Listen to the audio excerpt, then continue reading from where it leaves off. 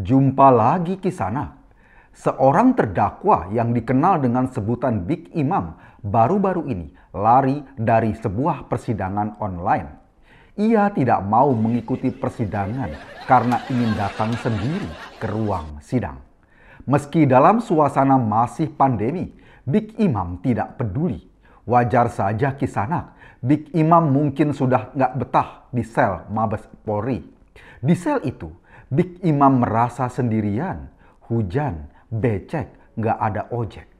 Kisanak, tampaknya Big Imam menuntut diajak jalan-jalan keluar oleh polisi, keliling kota naik mobil kejaksaan yang ada jerujinya. Sementara itu, di ruang sidang, tim pengacara Big Imam melakukan protes dengan berteriak-teriak. Teriakan pertama pengacara itu dikenal bernada dasar D. Teriakan selanjutnya menggunakan nada dasar tidak beraturan, terkadang B atau B minor. Kau tampar pipiku. Tapi sering juga mereka mengambil nada A mayor. Nada inilah yang dikenal dengan sebutan AHY. Kisanak yang budiman. Sepertinya para pengacara Big Imam ini belum bisa membedakan mana ruang sidang dan mana lapangan demonstrasi. Kelakuan para pengacara ini mirip laskar nasi bungkus. Berkenaan dengan kasus sidang online ini, salah seorang pengacara Big Imam meminta kliennya cukup ditahan secara online saja. Entah apa maksudnya. Mungkin pengacara menganggap kasus Big Imam seperti perang-perangan pada games Mobile Legends. Tetapi sebetulnya tuntutan Big Imam agar ditahan secara online bisa dimaklumi Kisanak. Alasannya, karena ketika melakukan esek-esek saja, dia bisa dengan cara online. Kalau Pak Hakim tidak percaya, silakan tanya Kak Ema.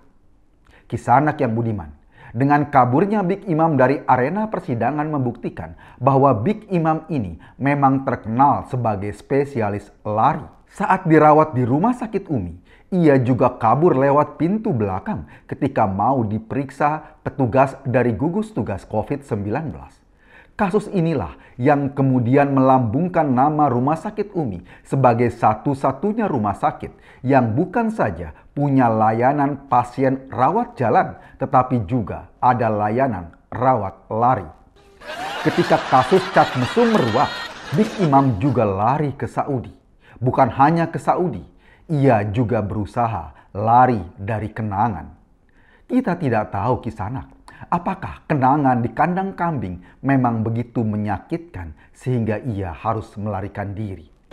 Kisanak yang begini, sebuah berita beredar bahwa sesungguhnya Big Imam tidak kabur saat persidangan kemarin. Ia hanya ingin menghindari kejaran petugas. Sebab ketika petugas berhasil mengejarnya dan mencolek punggung Big Imam, spontan Big Imam berteriak, "Nah, sekarang giliran gua yang jaga. Cie, saudare. Dia malah main bentengan, saudare." Kisanak yang bingung.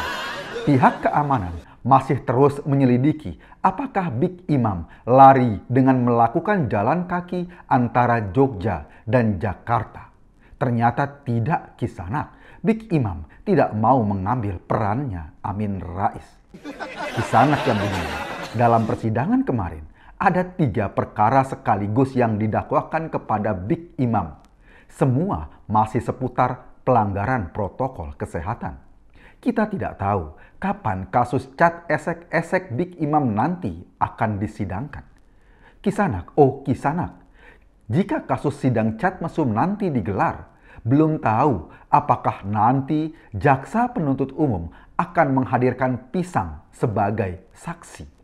Pasalnya, pada cat esek-esek itu, kata-kata pisang banyak berhamburan.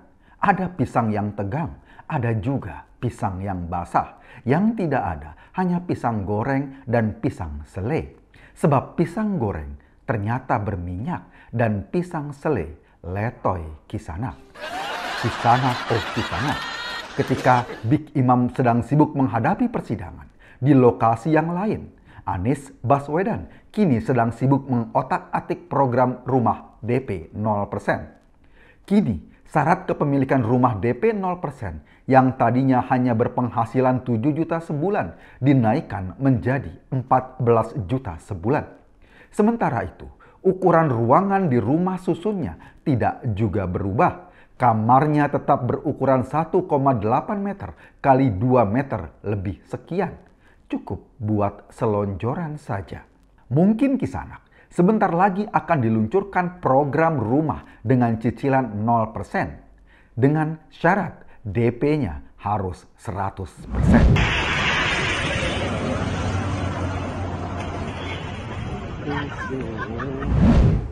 Berkenaan dengan proyek rumah Pemda DKI ini, baru-baru ini DPRD DKI menggelar rapat dengan Direktur PD Saranajaya.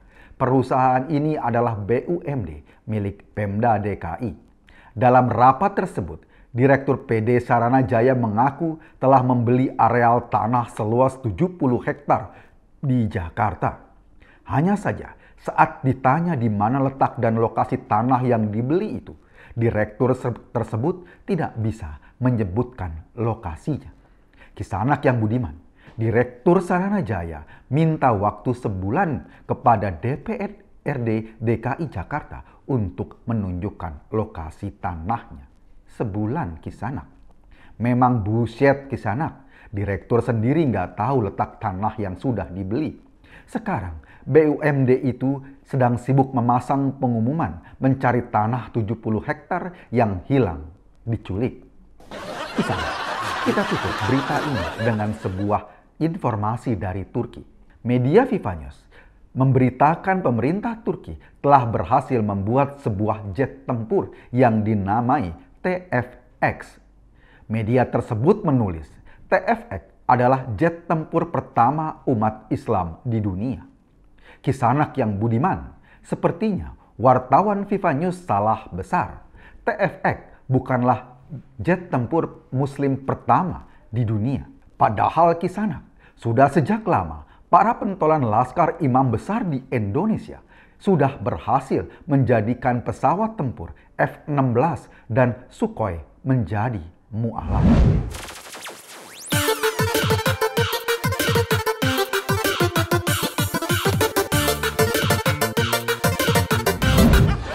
Misalnya, Anda sedang berada di channel paling update seangkasa raya.